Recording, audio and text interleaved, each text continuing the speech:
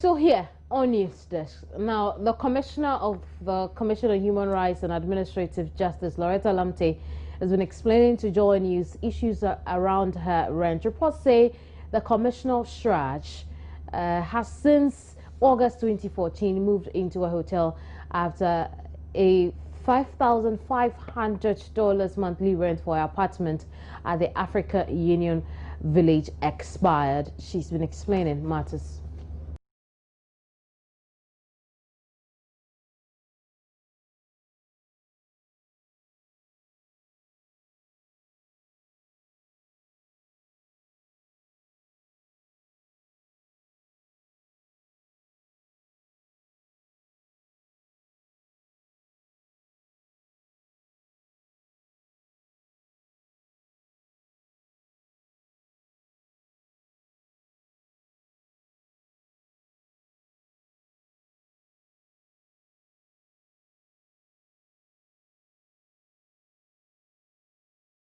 So it has not been available to be lived in from before the time I joined. Therefore, we looked for temporary accommodation because although the renovation was under contract, the contractor had stopped. He had not received payment from government, and therefore we looked for as short term of accommodation as possible. In fact, we were looking for 6 months, and you may be aware that it is almost impossible to do short-term rentals in Accra. They are targeted to predominantly the expat market if one wants 6 months or 9 months, anything like that. In the end, we got something for 1 year. Everything else that was available was for a minimum of 2 years, and we thought that the house would be ready, the contract would be resumed or retendered, and therefore we didn't need anything that long. That is why we chose AU Village. It was actually the only place that was prepared to let us rent for 6 months. The actual rent is $4,500, or was $4,500 when we took it. That's $4,500 what? $4,500, yes. Okay, per month. Paid in CDs per month, yes. Mm-hmm. The comparable rent for a house, a 4-bedroom house in Chancellor, or anywhere, I mean, that's where, for example, my deputy residence is, and many of the official residents. The comparable rent for an unfurnished house at the time would have been about $3,000 to $3,500. But we were looking for a furnished house because we didn't have furniture, and the lump sum required to furnish a house was not an amount that we would have had available. And secondly, all the unfurnished houses were for a minimum of 2 years. So in order to save money, we took a much shorter lease. They actually accepted 6 months, and then we realized it would take longer, and we took a 1 year lease. Okay, so $4,500 a month for a year properly.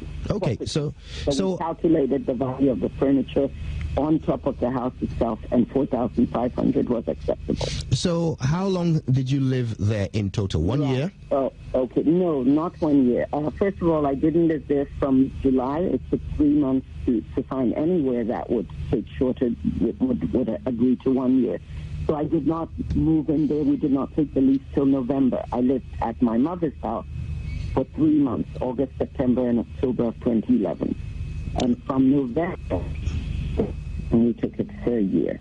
Okay. That was to give us time. We by then realized that there were financial challenges in terms of the existing contractor, being given funds to continue his work.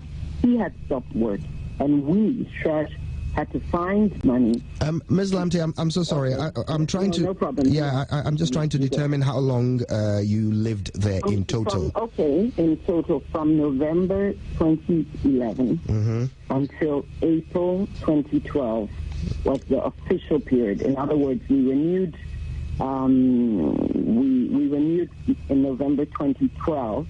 At that point, the contract had been resumed with a new contractor, and I was very confident, wrongly so, but I was confident that it would be done in 6 months. So instead of renewing for another year, so it was 1 year, November 2011 to 2012, and in November 2012, we persuaded them to accept just a 6-month extension, just a 6-month renewal. And that was to April 2013. Mm-hmm.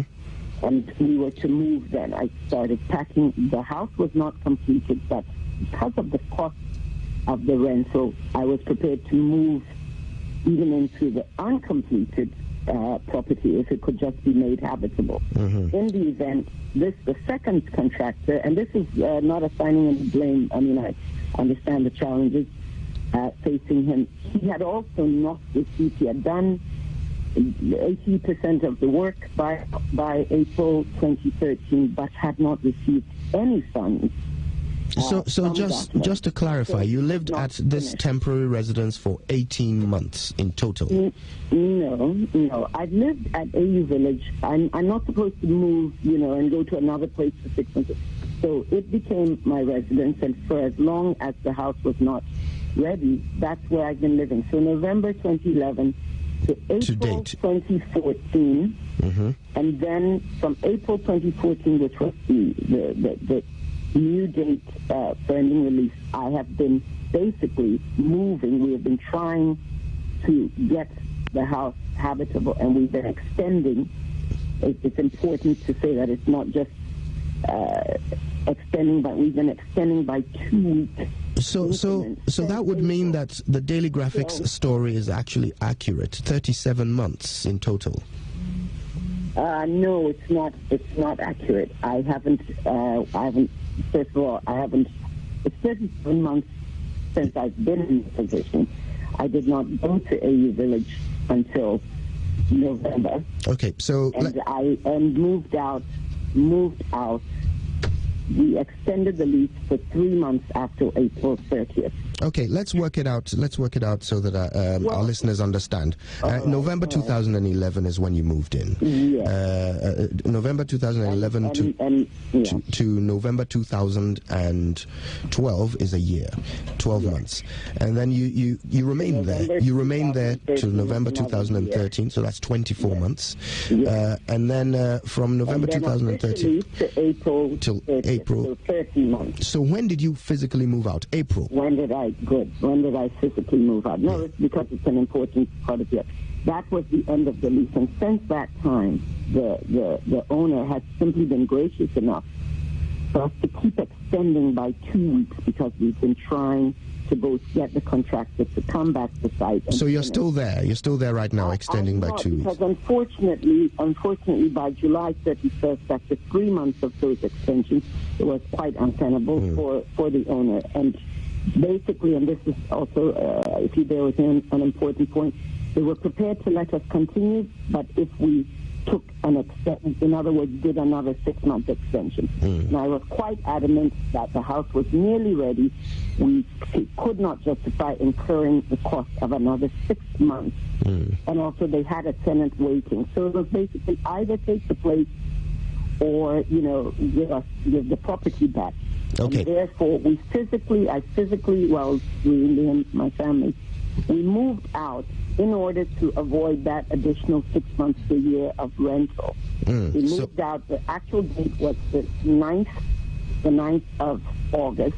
And we moved out when there was not a residence available, and that is why I came to the hotel. I see. So if we actually count it up to, let's say, July, because you were only there 9 days in August. July 31st, exactly. Yeah. That would mean that you moved in November. 33 months, not 37. Yes. Okay. Not 37, and it's that fourth, the rent at AU Village, it's 4,500, and then it's subject to an annual increase, I believe, for this last period, which we haven't yet paid for because we had not planned for me to, but I believe it's 4,700. Okay. Whatever it is, the official rent is 4,500, now calculated in Ghana cedis since the exchange rate regulations that came into being early this year. Okay. The hotel rate is what I believe the Daily Graphic mixed up when I gave them the figures, because I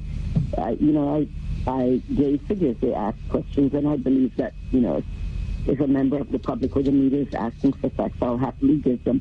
That is what is 5,500. Okay. So the Daily Graphic article is completely inaccurate, because if you look at the figure for the hotel, it's enormous.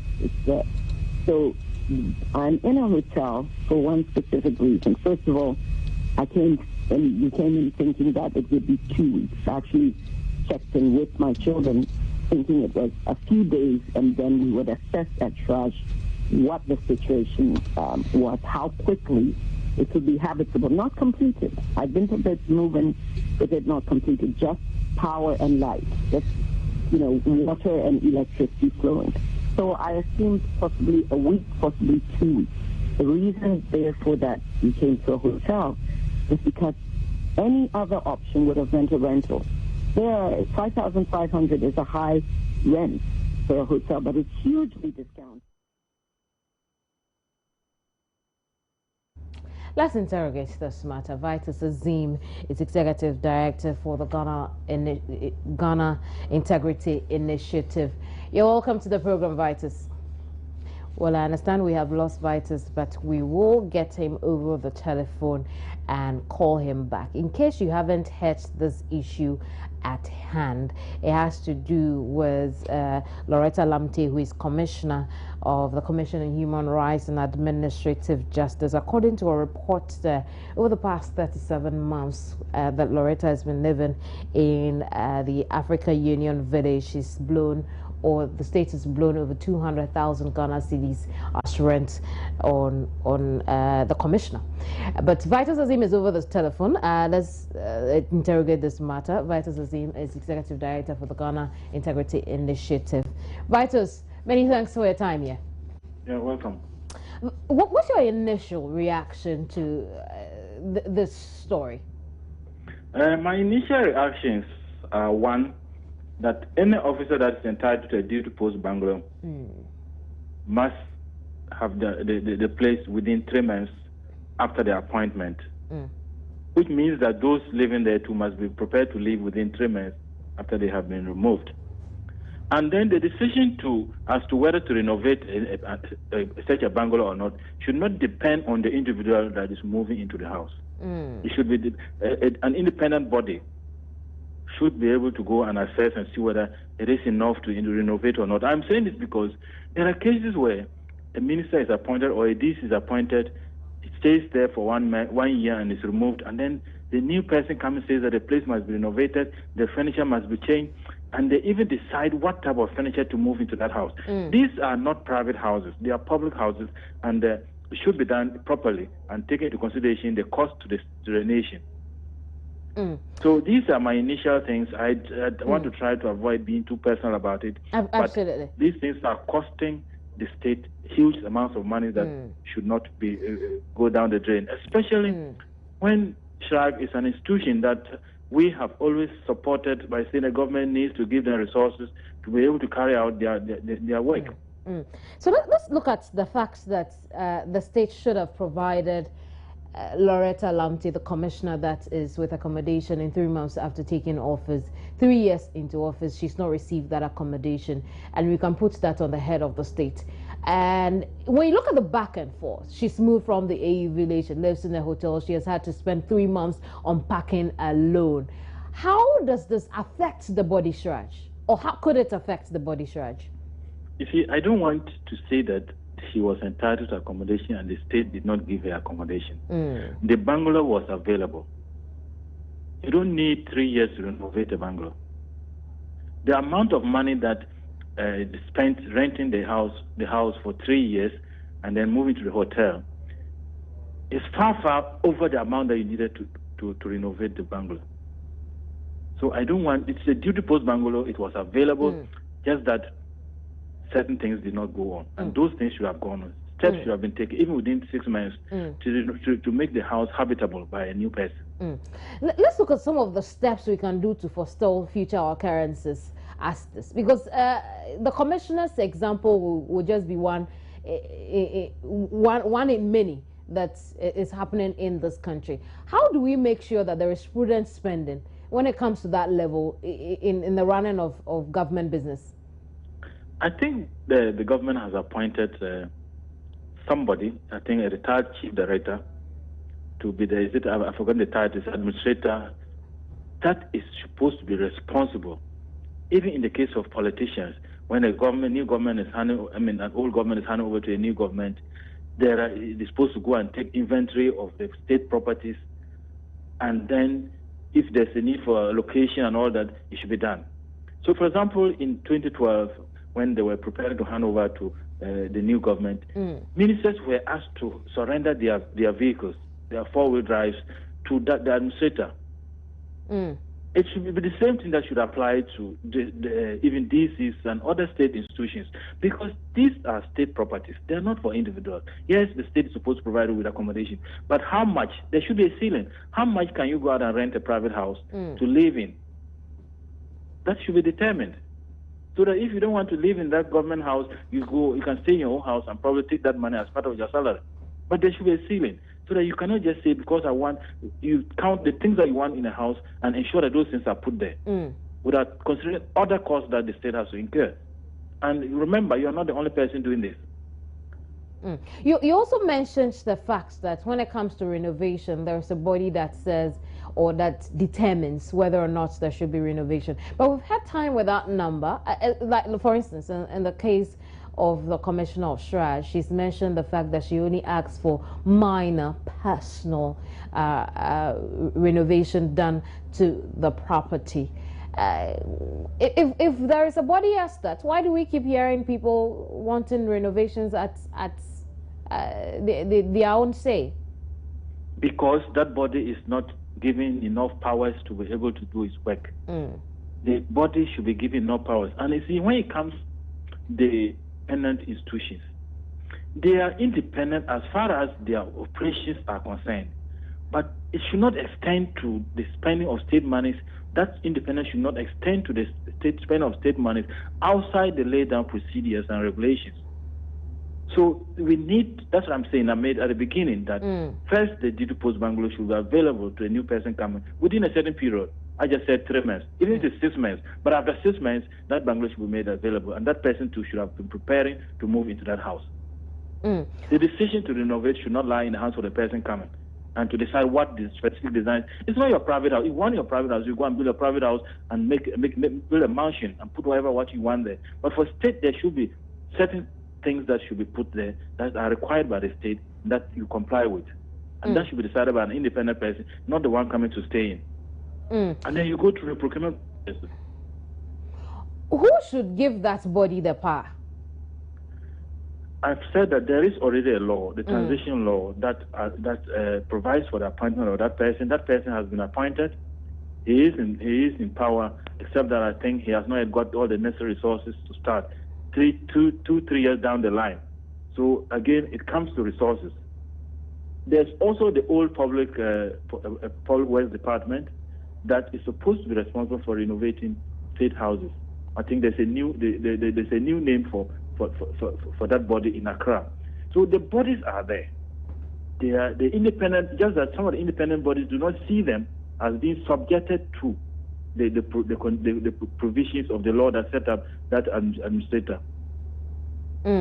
I see. We'll leave it here for now. Thank you very much, Vitus. Vitus Azim is Executive Director for the Ghana Integrity Initiative. And we've been talking about some 200,000 Ghana cedis spent on 37 months of rent on the Commissioner of the Commission on Human Rights, 33 months rather, on the Commissioner of Commission on Human Rights and Administrative Justice. Well, I'm unable to read your messages now. I am totally sorry that I can't do that. But I'll just take you through some of the things we've been discussing today. We've spoken to Bando Chemala on the President's visit to Liberia, Guinea, and Suriname. Many of you have raised concerns over the safety of the President on his return, but he has reassured that precautionary measures were put in place and any risk factor has been totally removed. We also spoke to Alpha Kanu on their outlook after the visit by President John Dramani Mahama ECOWAS chair, that is, to their country, and absolutely positive outlook towards the fight against Ebola. He says that this sends a positive message out there, not to cut off nations worst affected by the Ebola virus. At midday, we'll go further into that issue. We'll find out. Okay. So President Mahama visited those areas. He didn't only visit to give relief items. He also went to see firsthand how these people were dealing with cases of Ebola in their country. What did the president come back with? What knowledge did the president pick up from there? How would that help Ghana in preparing for any eventual case of Ebola here in the country? We'll discuss that at midday with Bendo Chimala. You want to make time for that conversation. And then the Ghana Bar Association has called for, or is questioning, the value of long political campaign prior to presidential and parliamentary elections in the country. If you're not clear on that, we'll have the GBA expunged on this matter. Tell us more. Explain this matter. Why shouldn't this be? And what are we calling the political campaign? From which point to what point? What said becomes political campaign? Because you recall that after the president is sworn in, campaign begins for a lot of people. And we'll get into that conversation with the political parties, the GB and the political scientists as well. How could this help us if indeed we adopted this as part of our electoral reforms? On News Today on midday, those will be some of the conversations we'll have. My name is Kemini Nyamani Amano. Thank you very much for your company here on the program over the last 60 minutes. Goodbye.